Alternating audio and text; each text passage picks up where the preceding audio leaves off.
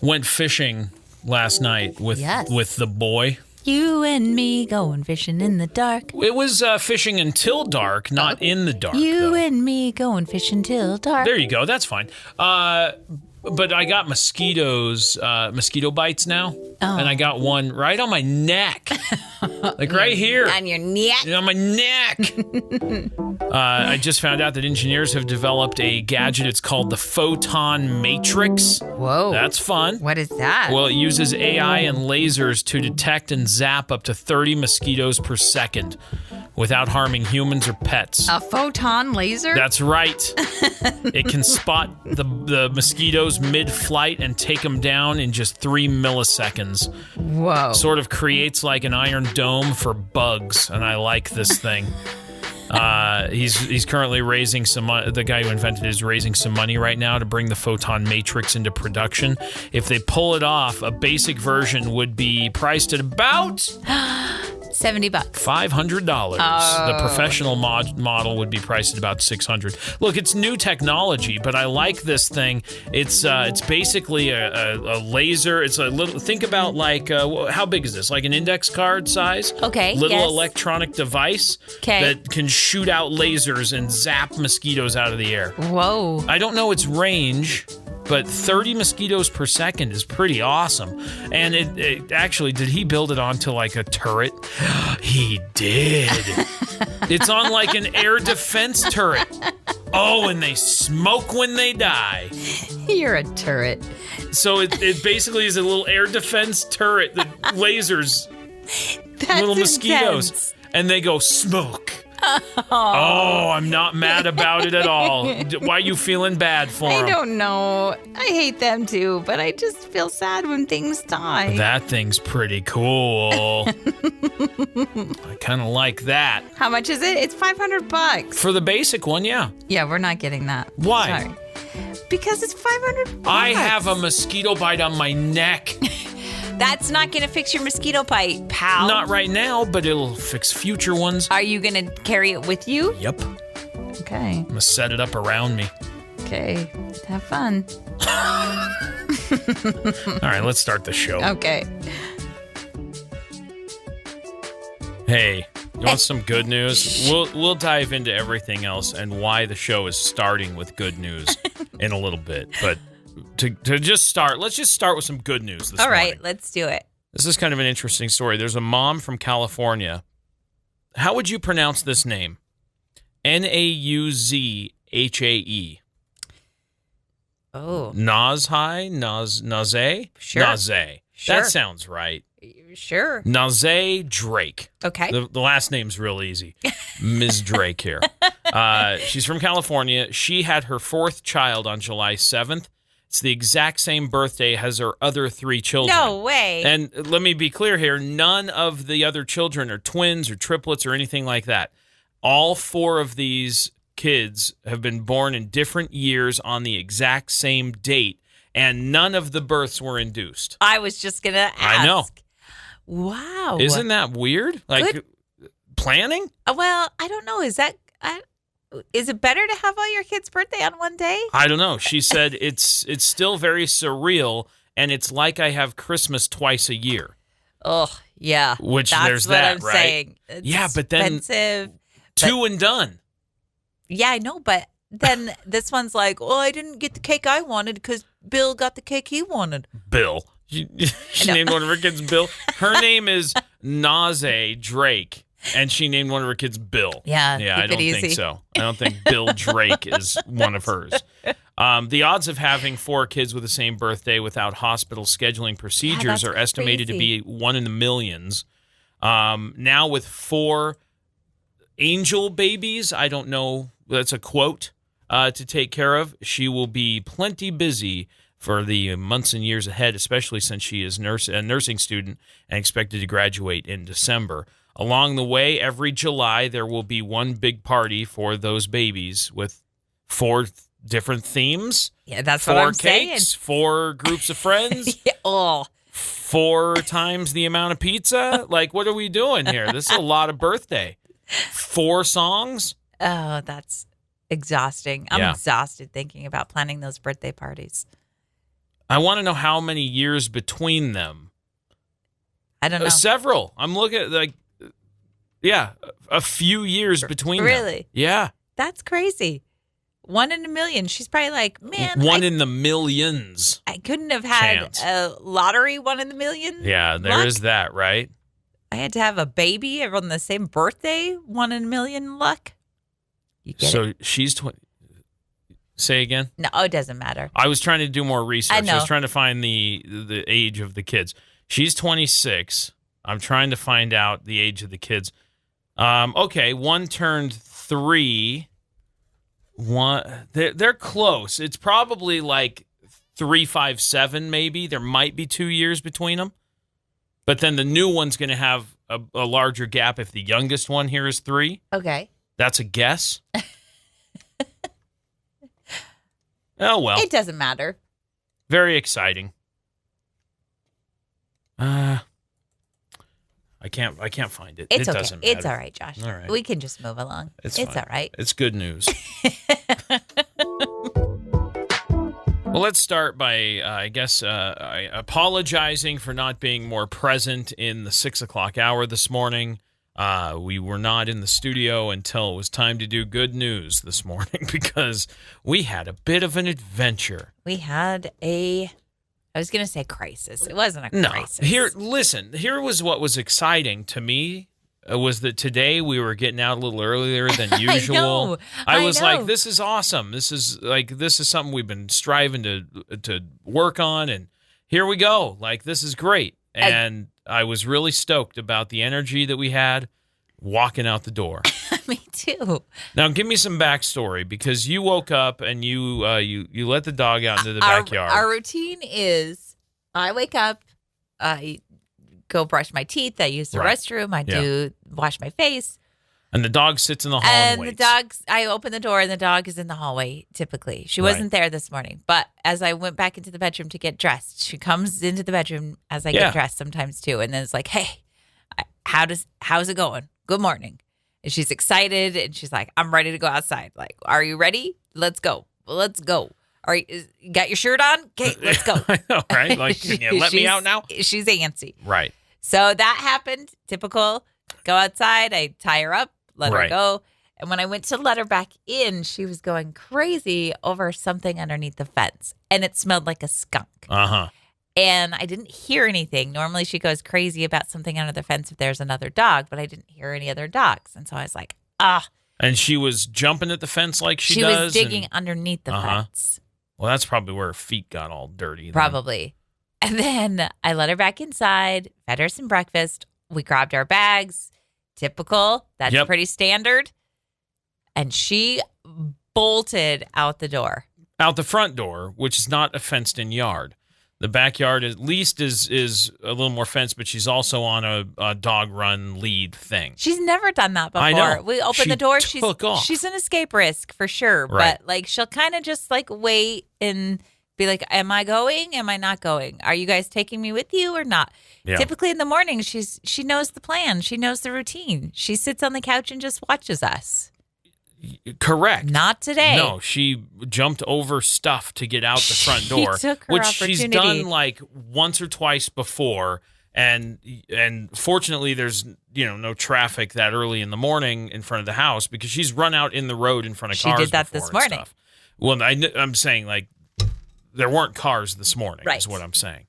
But then she started running, and so normally we can grab like squeaky toys and stuff, and she'll be like, "Oh, that's what I should pay attention to that. That grabs my attention anyway." Not today. No. She ran a couple houses to the east, then she ran across the road, and then she ran down the street, and then went into a neighbor's backyard in the tiniest little hole in their fence. And we spent 20 minutes. Trying to get her out of that backyard. Squeaking every toy we could. Toys, peanut butter, calling her name. She was on a mission for something. I don't know what that mission was. However, their yard is very well fenced, so she was just stuck in that yard except for the one hole that she went in that she could now come out of. But didn't want to. No. She was having her best life. Just smelling everything, all these new smells. So, after walking around the block trying to make sure that if she got through their fence in the back, that she wasn't going to be like open to another yard. I went and checked to see if all the other houses were fenced. Yeah. Which they are on that other side, on that cul-de-sac. But holy cow. I'm like, this is not. So I got some steps in. Good job. I got my heart going pretty good. I had some problem solving that I had to try to figure out. Yeah, you told me. Different toys and you said, okay, stay here by the hole in case she comes out. I'm gonna try something else. I gotta figure something else out because she's clearly not coming back through this hole. Correct. And then I'm waiting and I'm waiting and I'm waiting and I'm bent down in the rocks. I know. And here you come with her in your arms, dirty feet, filthy dog, petulant. I don't know face. what she's done. Yeah, so she was over by the gate to this backyard, and I was like, I really don't want to go into this person's yard. I know. Like, I don't know these, but I got to get my dog out of his yard. So I just opened the gate really briefly, and she stopped because I went, Luna, stop, and she sat down, and I put on her harness and her leash, and I picked her up. That was the end of that. Your fun is over, dog. But so the first time she ran away from me, she did a very similar thing where she ran, and then once she got not necessarily into a corner, but into a spot where she had to like see that I was there, and my presence made her go, oh, I'm in trouble. Like, I shouldn't have done that. And she stops. But it's like, dude, she didn't listen to her name. No. She just was like, she was on a mission. Completely blindsided. Blinders on. She had blinders on. Like, nothing outside of whatever she was going to try to do was going to stop her from doing that. She's crazy like that. She's nuts. That's right. Anyway, she's home. She's safe. I put her in her kennel because she's in trouble. So she's kenneled up this morning. But man, I know, what are you doing? The way that she bolted out that door and just wouldn't listen to us. The amount of times she looked at me and I was like, "Hey, want some peanut butter? I know want a you treat?" had peanut butter. Even, she looked which at me and was loves. like, "No, thank you." Yeah, I'm gonna go wander around and smell some stuff. Oh. It's not like we give her a bad life. No. She's got a pretty nice little life at our house. Yeah, she lives a plush one. Come on, dog. Hey, if you're thinking about getting a dog, they're a lot of work. Yeah. Got to figure out how to remedy this one. That's crazy. Right? Crazy. We're here. We made it, and she's safe. I know. A little later than we wanted because we were actually going to be like well on time. It was going to be awesome. Well, my idea was to just like find something to block the hole so she couldn't come out. And then eventually that neighbor was going to go in his backyard and be like, what? Whose dog is this? Yeah. And she has a caller. She has our phone numbers on there. So if it got too much later, I would have been just like, just block her in. Clearly she can't get out because she would have if there was an escape route already. Right. Let the neighbor find her and be like, hey, sorry. We tried to get her, but she wouldn't come. Sorry to the neighbor for invading your space. Slightly. 2 steps behind your gate. I apologize. And I also don't know if our dog did any of its business in your backyard. Fair so point. I apologize for that, too. I did ensure that your gate was locked before I left, though. I made sure that it was shut and latched properly. Also, well done and good job having a fully fenced backyard. Yeah. Except for the one hole. The one hole.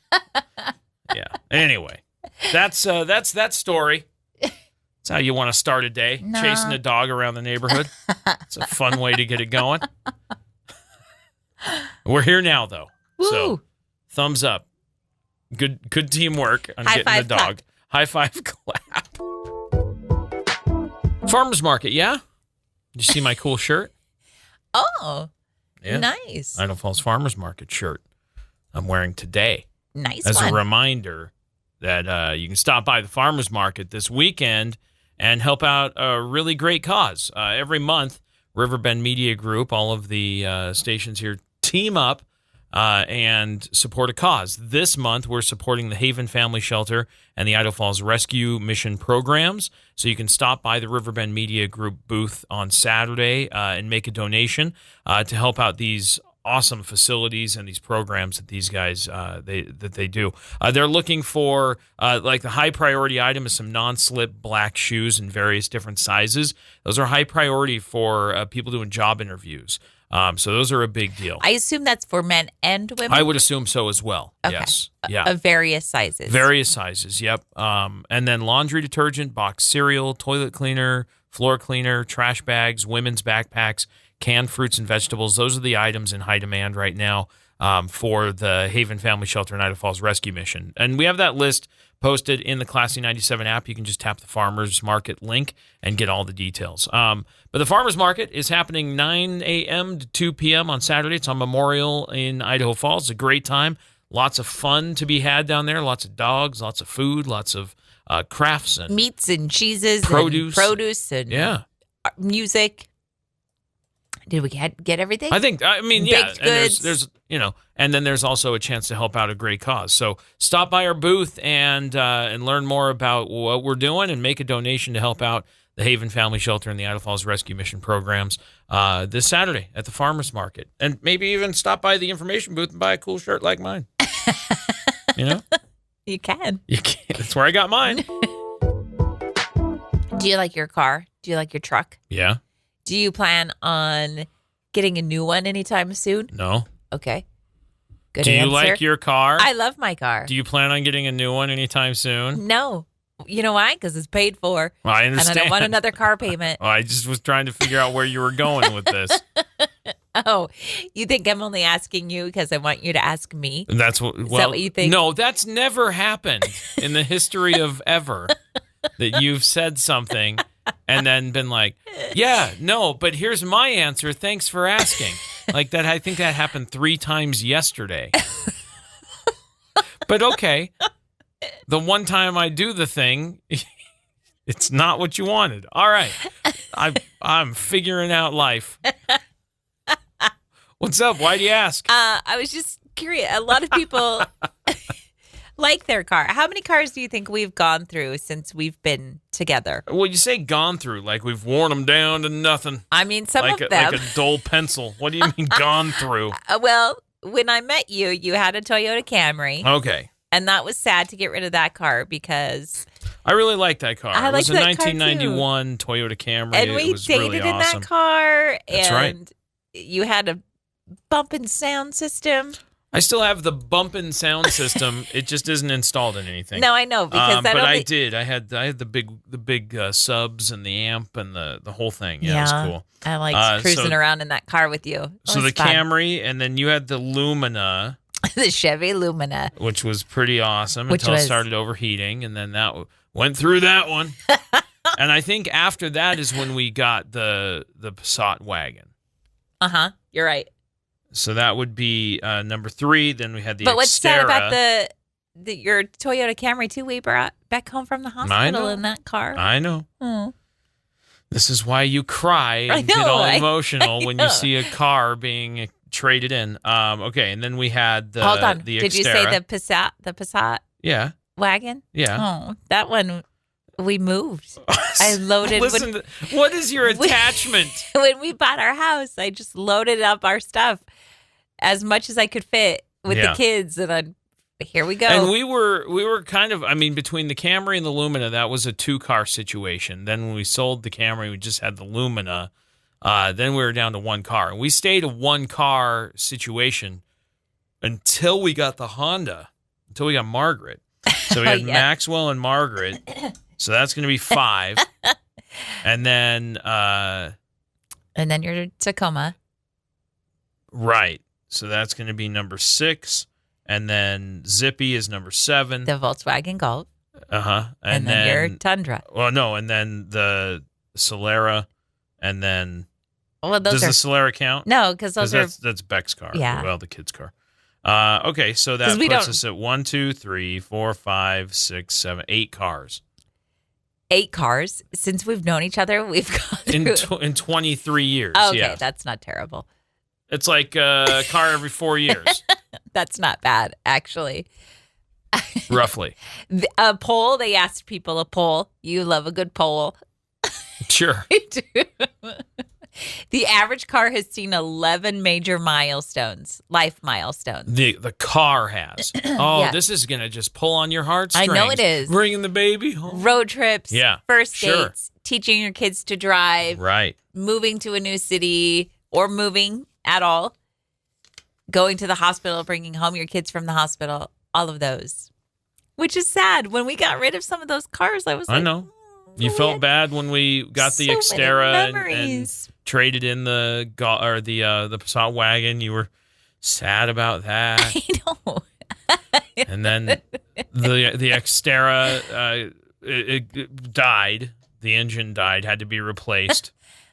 It got trailered to Utah, the guy who bought it, put in a new engine, sent us video of it starting up again. How cool is that? That's very cool. Like, that's awesome. That is cool. But I'm glad big moment. we had a lot of road trips in the Xterra. We took a lot of family trips. Still love that vehicle. It's one of my favorite vehicles that's ever been made. I love the Nissan Xterra. And they quit making it. And it's just a cool, I know. very cool ride. I kind of wish we still had it. Yeah. I know. Of all of our cars, I probably liked that one the most. That was awesome. Love that thing. But you have no attachment to any of our cars? Not like that. Like I think they're great. They're a utility. Like they're I get it. They're a thing, right? Like it's a. But if tool. you had a chance to drive your old Toyota Camry, wouldn't you want to? Absolutely. I would love to still have that little car. That thing was awesome. That thing was awesome. And it crazy good gas mileage. A little manual transmission. That thing was awesome. It was awesome. I would have that car back and the Xterra back in a minute. Those two. Let's get them back. No, I mean it'd have to be the same ones. Yeah. Yeah, I'm not going to do that. I'm good. I don't have anywhere to park all that. That's true. Let's just ride around in your Camry and pretend we're young again. Wouldn't that be fun? Yeah, that was a good time. You'll have to move to Pocatello, though, and I'll have to live in Idaho Falls, and we'll have to commute. It'll be a whole thing. It'll be very irresponsible. It's not a good idea, actually. Now that I think about it, let's not do that. What you're remembering when we were young and irresponsible? Yeah. No, let's not do that. We had dates last night, not with each other, with our kids. This is true. You went and did something new and exciting. Yep. Tell us about it. I surprised Emery with a date we went to a garden and we were taught how to paint a beautiful picture. I saw your beautiful pictures. Have you seen the original? I don't know. No, I did not. Oh, I'll have to show you. Okay, I'm excited. Here's what I learned. So you went to a flower garden. Yeah. And you got to harvest some flowers. Yes. So you got to put together a little vase. That was after we got done with our vase. With our painting. Mm-hmm. After we got done with our painting, they said, "Okay, now we'll give you a vase and some clippers, and you can happily roam the garden and pick whatever flowers you want to put in your vase. And then when you're done, I'll wrap it up in some paper for you, and you take it on home." I love that little spot. I love that they do that. I it's do too. The cutest little thing. It is the cutest little thing. And then the painting part you said was before that. So they had an instructor, and they had canvas and an easel and some brushes and stuff. Yeah, and they provided the easel. I mean, you had to pay for it, obviously. Well, yeah. But it was all included when you paid for it. So they had the paint, they had the canvas, they provided the apron so you didn't get your clothes, which was great because at one point I did spill. No. Well, it was hot. We were outside in the sun. Hey. We're outside in the sun and it was hot. And so your paint dried really quickly. Oh, and so there was you could pick up your paint, like the globule of it. Mm-hmm. And the globule fell on my apron. So lucky apron was there. Were you picking it up, being annoying, trying to shake it at Emery? Actually, I was just trying to get the wet paint underneath the glob of dry. All right. Settle I was down. trying to figure out how much of a pest you were being. When there are other people around, I try not to be too big of a pest because she gets very embarrassed quickly. I see. How big a group? There was probably 20. Nice. 20 women there painting. And you got to bring home your canvases, and I saw them sitting side by side. Now, I don't know whose was whose sitting side by side. Was yours on the right? Yes. Okay. All right. Well, tell me about it. Emery had the better flowers, but I have the better clouds. Is that right? Yeah, I really like my clouds. That's my favorite part of that painting. Okay. What I know is that our teacher, it was all women there, and our teacher, our painting instructor, said that women are more critical. She starts out saying this, women are more critical of their work. So what I would encourage you to do is to just create your masterpiece and don't look at anybody else's and don't compare your work to other people. So tell me, were there some pretty good ones? There were some pretty good ones, and there were some pretty not so good ones. Okay, all right, good. I would consider mine in the category of not so good. Why? I don't know. I thought it was great. It was a mountain scene with some flowers. Thank you. And some clouds. Thank you.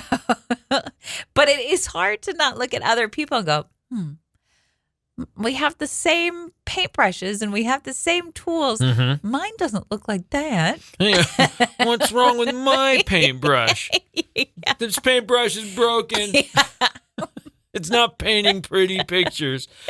Interesting. Okay. It was fun. I did ask Emery because she had no idea what we were going to do. And so I told her on the way there, I said, do you want me to tell you for real or do you want to just be surprised? And she goes, no, I think I just want to be surprised. So we pull up. We were the first ones to arrive. And she was like, where are we? I was like, it's a cool place. At the end of the day, she was like, that was pretty fun, Mom. Yeah. Nice. Good. Did you eat dinner? Yep. Where you said you were going to? Yep. Soup and sandwiches. Soups and sandwiches. All right. Good Which is what we like to eat for dinner. Yeah. And the boys in our life do not. So that's where we went. So we were a little late on our start for Beck and I. Yeah. He didn't get home until 6, and then we had to gather up gear and everything. So by the time we got out, I was like, I'm not going somewhere. Like it's going to take a minimum of an hour to get to where we can fish. And that was our whole goal, was go fishing. He got a new fly rod he wanted to try out. And so I said, well, I know where we can go. I've caught fish in this spot before, but we got to hustle. So we just went and got chicken sandwiches in the drive-thru and then got out of town. Chicken sandwiches we like, not necessarily the best chicken sandwich in town, but a good one. Oh. And so, and then took off. And we got there, we geared up, we got in the water. Immediately he snagged a tree. Oh, no. That's the way it goes. So we spent a few minutes untangling that, and then got him in there fishing a little bit. Lots of activity, lots of rising fish where we were at. And so we were like, okay, let's try a couple of different things. I moved around a little bit, but I was trying to stay close because I was still trying to kind of teach him casting and a few different things. And so as we're just kind of fishing around, changed some flies, tried some other stuff. I tried doing streamer, not getting any action. Then we switched to some smaller little dry flies that float on top of the water. Started catching fish, which was awesome. There had a lot of bites, fish coming up trying to grab them, which that's like probably the most fun fly fishing is topwater fly fishing because you see the fish come up and take it. And then you can set the hook and there's a lot of action. And so, he caught a fish, and then I caught one right after that, and then he caught another one. It was great. Yeah. He outfished you. Well, on his first time. Other than he also caught a tree, and, there's a lot of learning. I'm glad he caught fish. It was awesome. My favorite he was part very excited about is that he rarely smiles. Not that he's an unhappy person. No, he just I get it. Doesn't smile very often.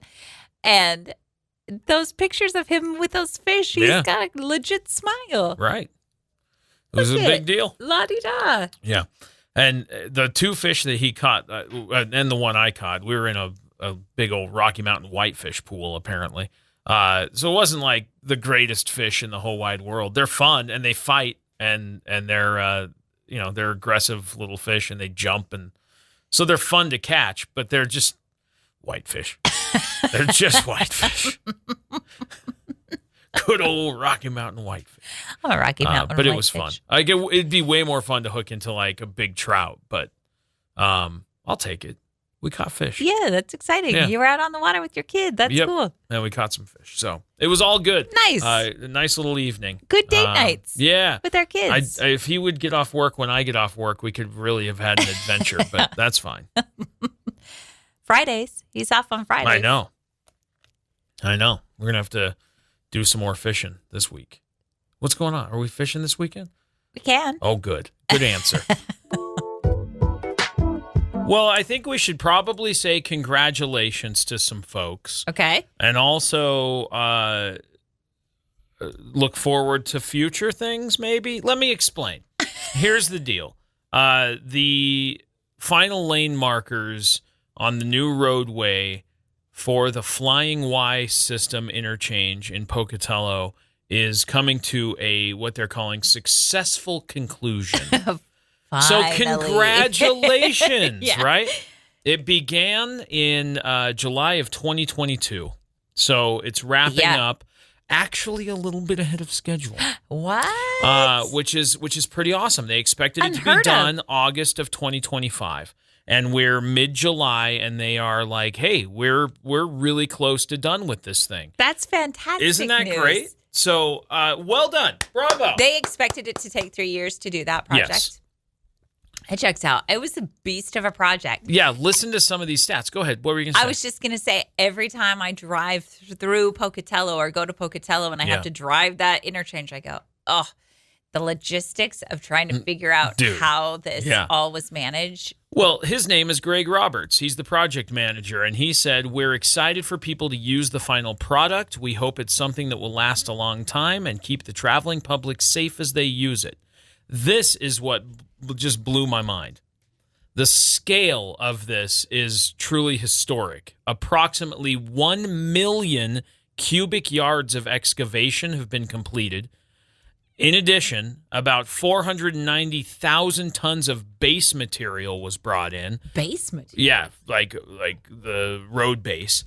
116,000 tons of asphalt was placed. Over 7,700 cubic yards of concrete were poured. Nearly 70,000 square feet of retaining walls were built. And the Idaho Transportation Department built 8 new bridges. 4 of those. Really? Yeah. 4 of those are precast concrete girders, and 4 of them are steel girders. Over 5 million pounds of steel have been used in the new bridges. Unreal. That is pretty. It's a lot. Incredible. And you can see it. What's left to do, they said all the work that's left will be sort of on the shoulder. They are encouraging people to remain attentive, move over for workers and emergency vehicles, follow posted speed limits, all of that stuff. But they turned Chubbuck Road, instead of being an overpass over the freeway, if you remember. Yeah. It's now an underpass under the freeway. And they built bike and passenger or pedestrian lanes in addition to the car lanes to get to the wellness complex. So that's all happened. Beast of a project. Insane. It's absolutely I am happy insane. that it's finally completion time. Yeah. What?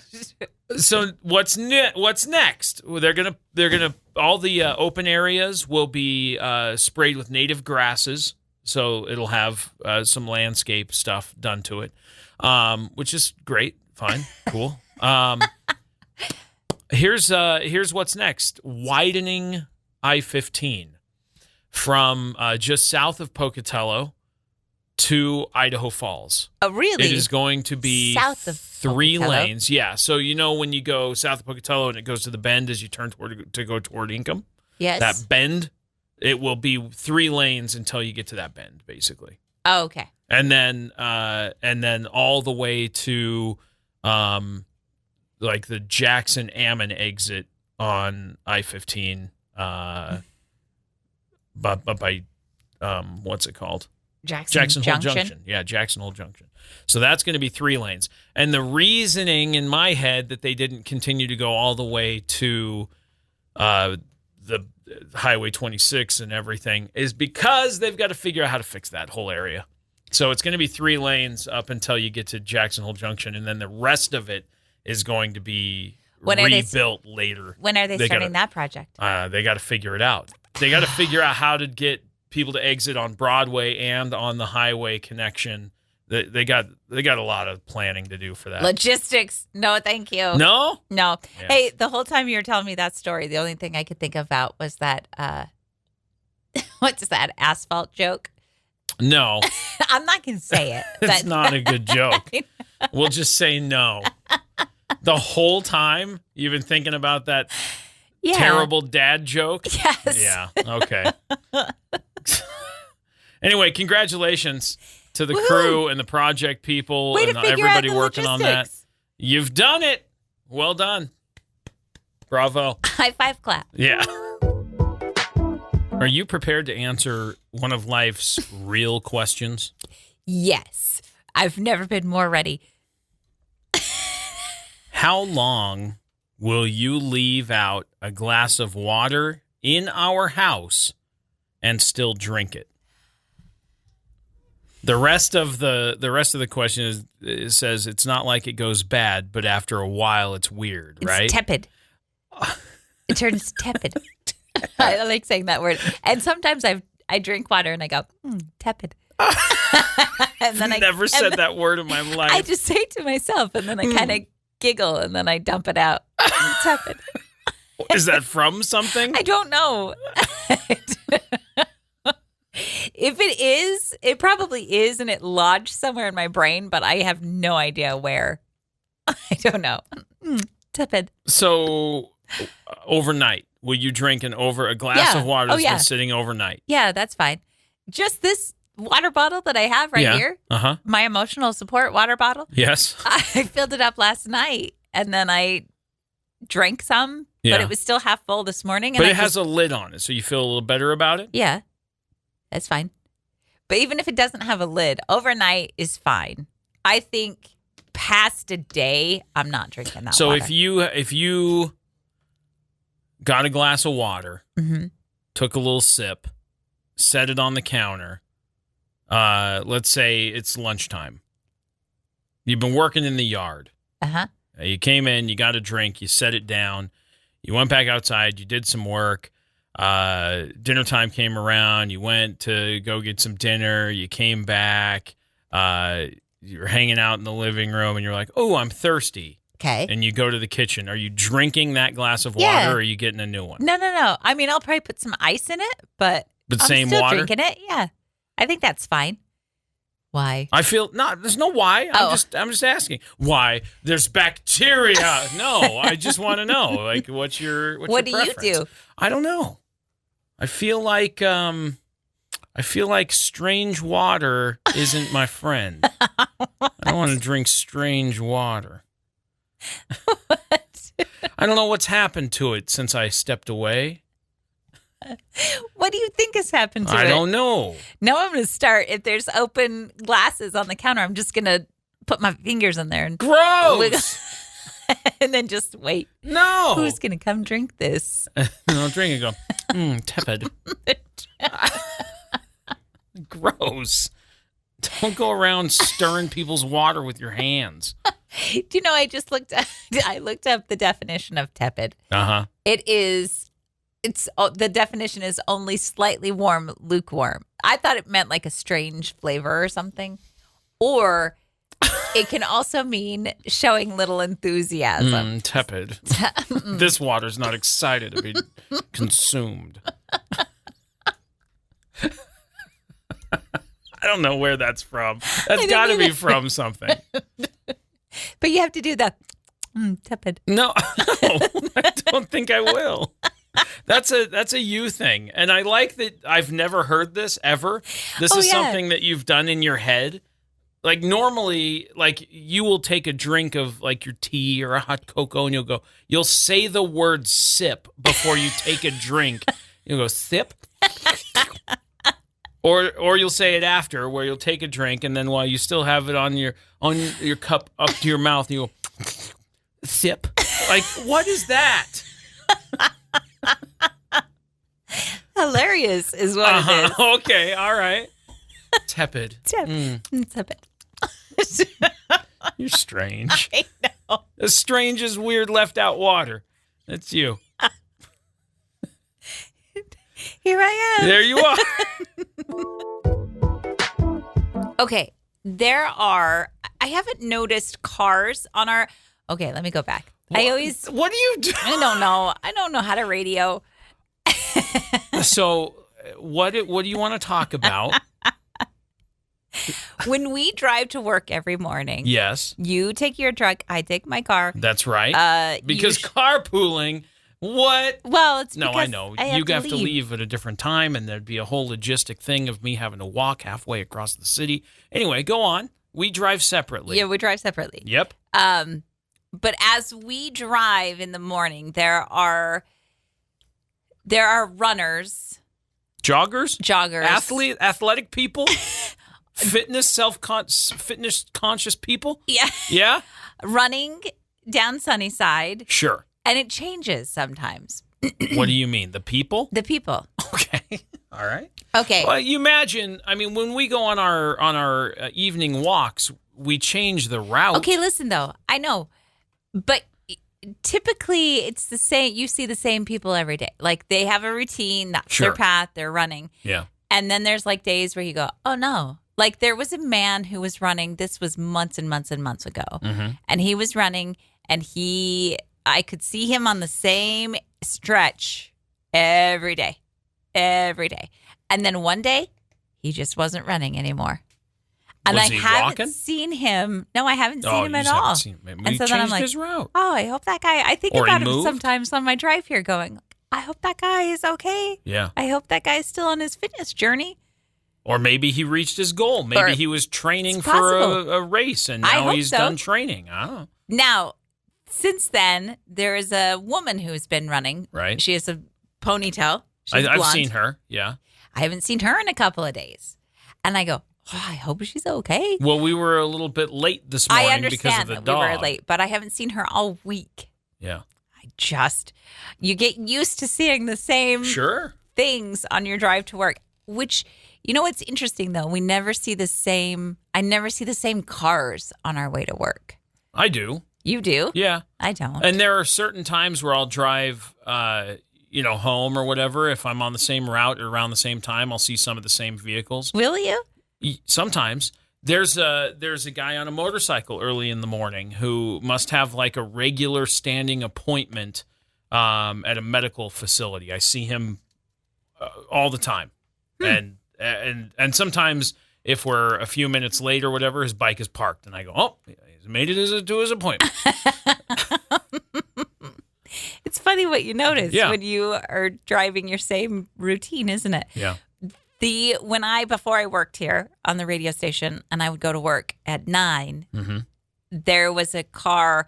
If I was just a smidgen late, like a minute or two late, there was a car it was a minivan and they had a license plate holder that was, I don't know what kind of sheen it had on it, but it would reflect the sun in such a way that it would blind me, and I would get so mad at that And van. you'd get behind them often? No, but if I was a smidgen late, they would get in front of me. I got behind them often enough that I was like, I got to beat you. Well, that's what I was gotta saying. beat You'd that see van. them frequently. Yes. You'd see that same van. But if you were in Not front every of it, day. it didn't bug you. But if you were behind it, you were blind. Yes. And then I'd be like, and they had a Harry Potter decal on their back window, and I'd be like, well, I gotta. Yeah.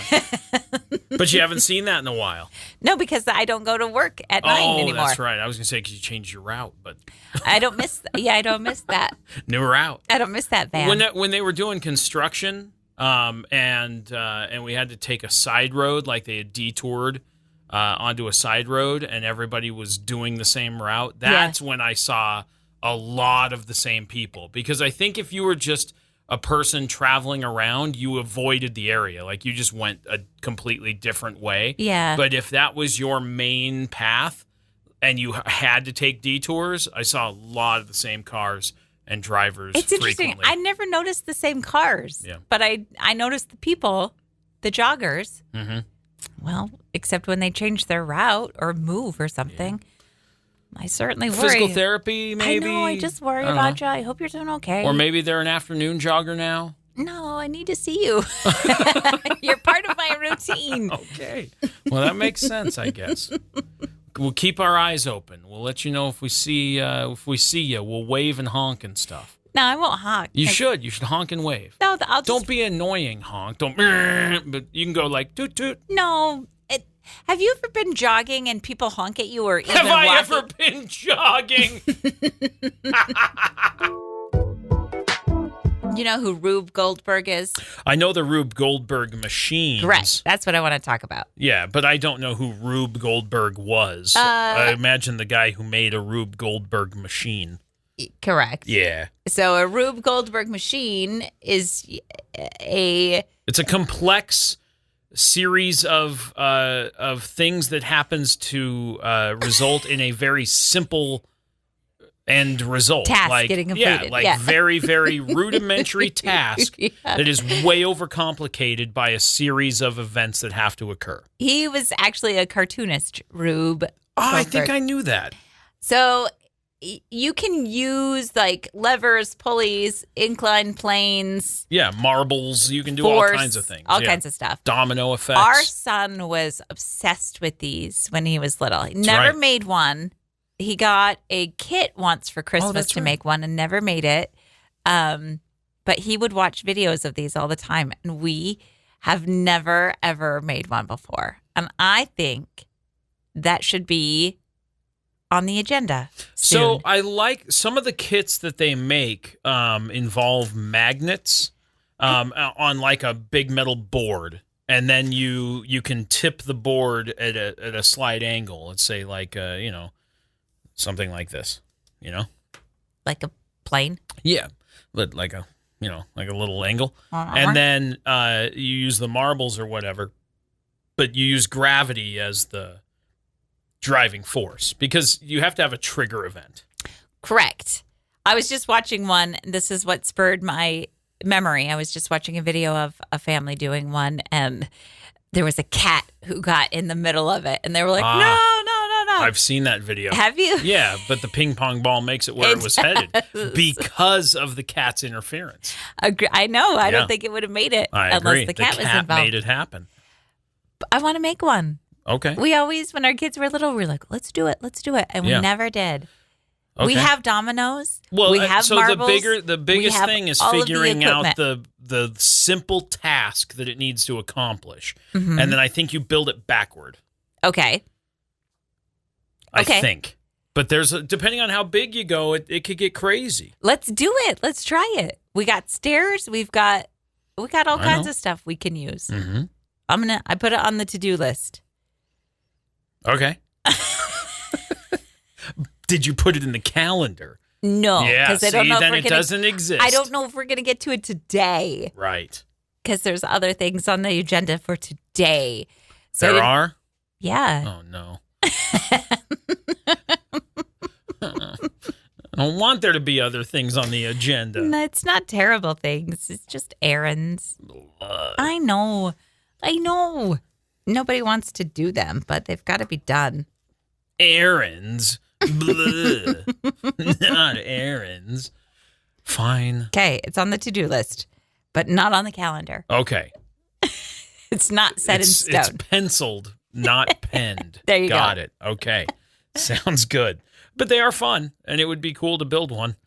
I don't know if they're fun or not, because I've never made one. Oh, yes, I have. I guess if you would consider the game Mousetrap a Rube Goldberg machine. In a way. It is. In a way. It's not completely because each part of it works independently. Did you ever have that game? No. I wasn't rich, remember? I wasn't rich either. Mousetrap was a rich person's game. No, it sure wasn't. Everybody that I knew that was around my income level didn't have it either. So I just know that my brother had that game, and I stole a bunch of the pieces because I was like, I'm going to use this for my toy collection.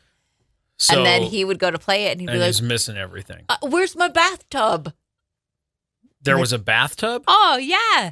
Have you never played? No. I wasn't rich, remember? I told you. Man, we got to buy Mousetrap. I'm putting it down on the to-do list. Oh, okay. Here we go.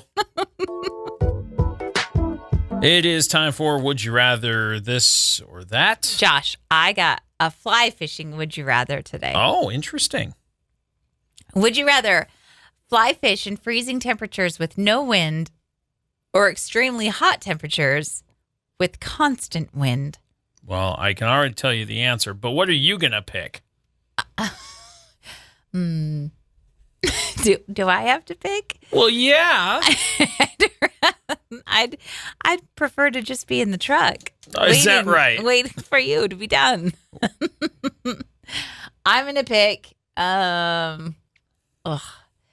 freezing temps because I don't like the wind. Yeah, I'm picking the freezing temps because on extremely hot days, you shouldn't take the fish out of the water. Oh, and it's very hard to fly fish in extreme wind. Yeah. Okay. You can use the wind to your advantage, and you can do a couple of different casts to try to, get the fly where you want it. But it's not that, and it's not good for the fish to take them out of the water on extremely hot days. It's probably not good for them to take them out on freezing days either. Not as bad. Are you sure? Yeah. Freezing temps though will make some ice, but you can still fish in the water if it's not frozen. No, I know it's a little harder to get the fish to bite the fly through the ice. Is what I'm saying. They don't have little hammers to break through or anything, so you gotta have water. Yeah, I didn't say that. I didn't say the water is frozen. No, you said freezing temps. I'm just saying it's just cold. The air is cold. Yeah, but no wind. No wind. You can absolutely fish in that. I know you can. Absolutely, and I can put on a coat. It's going to be cold in that water. Yeah, I know. Are you fishing in the water or are you fishing on the bank? Depends. Brr. I'll fish on the bank, thanks. Cool. But I'm taking that. Okay. That's a doable situation. Extreme hot and wind, much harder than cold and no wind. I'm only dealing with cold. I get it. Yeah. I get what you're saying. Yeah. Okay. That was an easy one then. Would you rather this or I that? thought I was going to trick you. Not today. Sometimes I see recipes and things for food, and I am grossed out. And I go, why would you do this? Okay. The one that I saw just a couple of minutes ago, somebody took a whole bunch of Sweet Baby Ray's barbecue sauce. Okay. And sounds good so far. And poured it like half the bottle in the bottom of their air fryer. And then stacked in a bunch of like chicken, like drumsticks and wing pieces and stuff. And then more Sweet Baby Ray's and then more chicken. And then finished out the bottle of Sweet Baby Ray's on top. Put it in the air fryer for like half an hour. And then took it out. And it's all like burned crust on top. Yeah, ew. Of the sauce because all the sugar like caramelized and then burned. And then they pulled out the chicken pieces and they're like bon appetit. There's no way that chicken's cooked all the way through. Not for half an hour. There's no way. How long did they cook? Or what was the temperature? It doesn't show me on this particular video. It's horrendous though. There is no way that chicken got cooked all the way through. There's no way. It always makes me laugh. You get upset by people cooking food sometimes. My favorite thing is when you watch people try and season their Blackstone grills. Oh. So if people will be like, hey, what's up? We're outside on my Blackstone. And then they show it. And I'm like, what a rust bucket.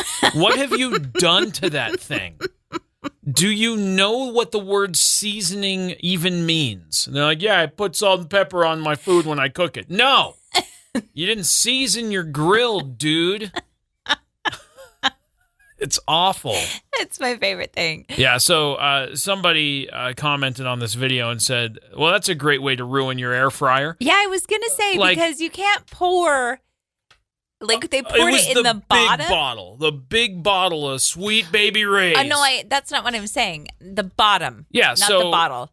So you have your air fryer. Right. Bucket. Yeah, and then you have your little... ours has a basket. Not I all thought of they them all do. Well, like you have the door thing, the little thing, but ours has the pop-out basket, which is like really convenient. But some of them are just an open thing. Like the one that's out here in the break room is just an open thing. Oh. So anyway, they just flooded it with barbecue sauce and then a bunch of chicken pieces and then barbecue sauce and chicken pieces and barbecue sauce on top. There's no way after 24 minutes that chicken is 24 cooked all minutes? the way through. Not even 24 minutes half on an the hour. timer. No.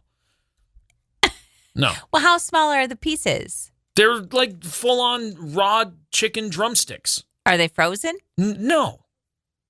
Hmm. They're not. No. No. Are you saying you want to make that recipe? I'm saying that is the worst way to make fried chicken. Yeah, that sounds awful. And I wouldn't eat it. Anybody in their right mind knows that if you're going to cook chicken and not get salmonella, you got to have a proper temperature, but also you just plunk down a bunch of raw chicken into the sauce. Like, make your chicken, add the sauce. Yeah. Like, marinate your chicken, fine. But what are you doing? Why do I have to watch this stuff? You don't. Somebody else said he might as well have cooked it into his Mr. Coffee thing. Like, there's no way that chicken's Mr. done. Coffee Yeah, just thing. throw it in what's the little carafe and pour boiling water on it. Oh, look. Chicken. Instead of chicken, put the sauce, or instead of water in the thing, fill it full of Sweet Baby Ray's. Pour hot barbecue sauce all over your raw chicken. Delicious. It's so gross. You don't have to watch it. You could just keep scrolling. I have already seen it. I can't take it away. Okay. I saw it. Now it's real. Is it possibly one of those ones people make terrible I recipes know they do. just to get likes? It Maybe. could be one of those. And I don't like those. It felt like they were pretty serious. That feels though. so wasteful, and I hate those. I know what you're talking about. Do you? I do. I do. I'm going to wrap up the show on this Let's wrap it disappointing up. note. And we'll be back tomorrow. And you know what it is? What? Friday. I know. I can't even wait. I know. That's tomorrow, though. Check out the show on demand anywhere you want, anywhere you are. You can listen to the show in its entirety. Download Wake Up Classy 97, the podcast, everywhere podcasts are available. And follow us on socials at Classy97KLC. And we'll see you back here tomorrow. I'll be here. I'll be here, too. Cool. Nice. See you then. Bye.